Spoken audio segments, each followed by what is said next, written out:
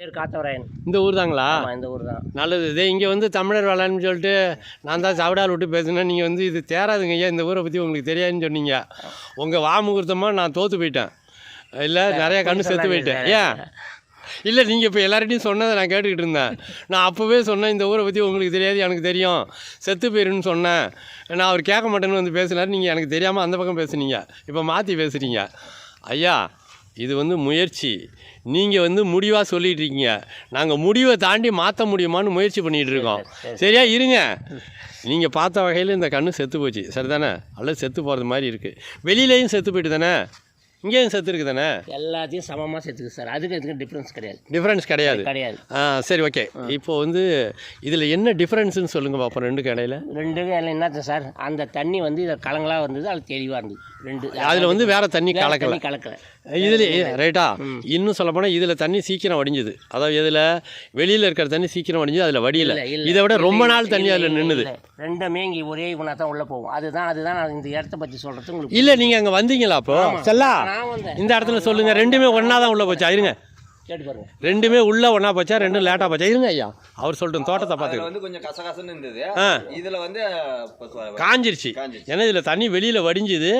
இதை விட அது அரை அடி ஒரு அடி பள்ளமாக இருந்ததுனால அதில் தண்ணி நின்றுது. திறந்து விட்டா அதில் திறந்து விடலை. எதில் வெளியில் இருந்த தண்ணியை திறந்து விட்டீங்க? உள்ளே இருந்த தண்ணி வெளியில் எங்கேயும் போகலை. வெளியிலேருந்தும் தண்ணி உள்ளே வரலை. உள்ளே மழை தண்ணி அப்படியே நின்றுதுங்க. வெளியில் வந்து உள்ளே, ஏன்னா வெளியில் இருந்ததை விட உள்ள பள்ளம் அதிகம். ஏன்னா நிறைய மண் அள்ளி தான், உள்ள மண் அள்ளி தான் வரப்பே போட்டோம். சரியா? அதுதான் இதில் நடந்தது.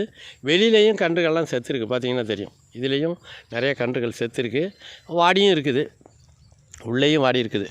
இருந்தாலும் இந்த உள்ளூர்காரங்களோட நினைப்பு என்னென்னா, கண் ஒன்று கூட வராது சார். இங்கே மண்ணுடி எல்லாத்தையும் டிஸ்பிளே பண்ணிட்டு புது கண் போட்டாங்க. சரி. ஒரு கண்ணை கூட இதை ரெடி பண்ண முடியாது. நாங்கள் அனுபவத்தை சொல்கிறோம். சரி. இந்த வாடின கண்ணை ஒன்று கூட ஸ்டெடி பண்ணி அதை காய்க்க வைக்கவே முடியாது. அந்த அது வரும், நல்லா பச்சையாக இருக்கிறது வரும். இதை மொத்தமே எக்ஸ்போர்ட் பண்ணி தான் வரும். அது எதெல்லாம் வாடிச்சோ அதெல்லாம் மாற்றி தான் அந்த க்ரோத் வந்து வர வைக்கவே முடியாது அந்த மண்ணில்.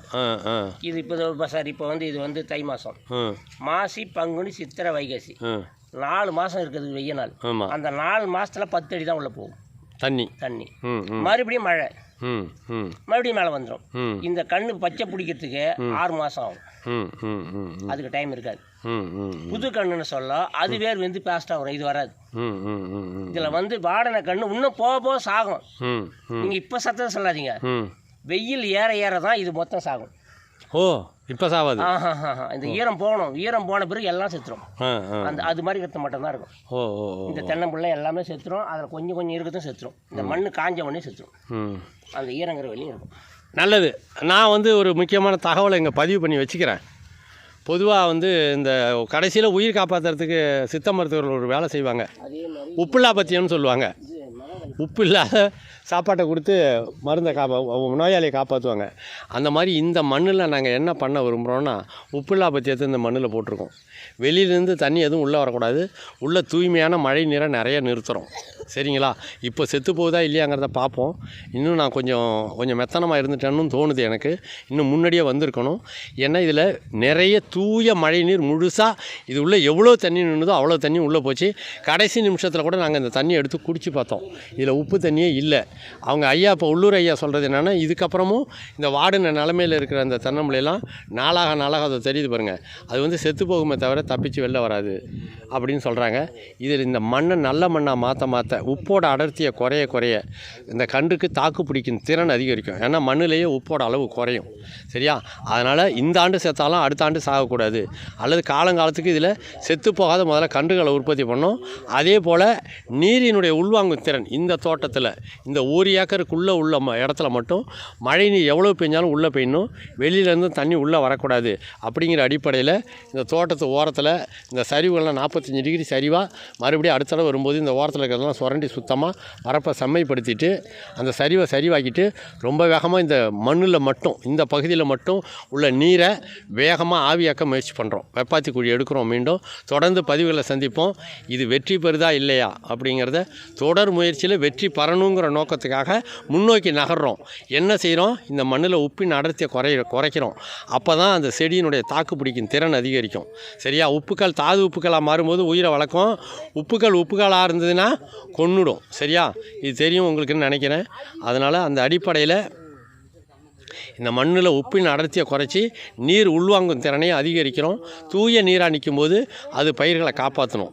அதுபோலவே அடுத்து வரும் கோடையில் வேர் பகுதி தான் முக்கியம் மண்ணுக்கு, செடிக்கு.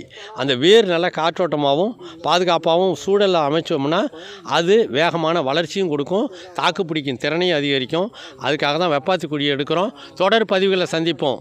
அதாவது பெருவெள்ள தீர்வு நகரங்கள்லேயும் தோட்டங்கள்லேயும் வீடுகள்லேயும் அலுவலகங்கள்லேயும் தொடர் மழை பொழியும்போது தோட்டங்களில் உள்ள பயிர்களை காப்பாற்றுறதோ வீடுகளில் வெள்ளம் தாக்காமல் இருக்கிற சூழலை உருவாக்குறது அப்படிங்கிறதுக்கான அடிப்படை செயல்முறை திட்டம் துவங்கி இருக்கிறோம். இது வந்து ஒரு பயிற்சி தான், முன்மாதிரி சோதனை முயற்சி தான் இது. சரியா? இது வெற்றி பெற்றதாக நாங்கள் இன்னும் அறிவிக்கலை. ஏன்னா இதில் உள்ள நன்மை தீமைகள் எல்லாத்தையுமே வெளிச்சத்துக்கு கொண்டு வரோம். தொடர் பதிவுகளை சந்திப்போம். 17/2/2025 மரக்காணத்துக்கு பக்கத்தில் கடப்பாக்கம் பக்கத்தில் மக்காப்பள்ளிவாசல் திரு முகமது அலி ஐயாவுடைய தோட்டம் 1 ஏக்கர் மாதிரி சோதனை முயற்சி. வணக்கம் நண்பர்களை, மீண்டும் சந்திப்போம். நன்றி.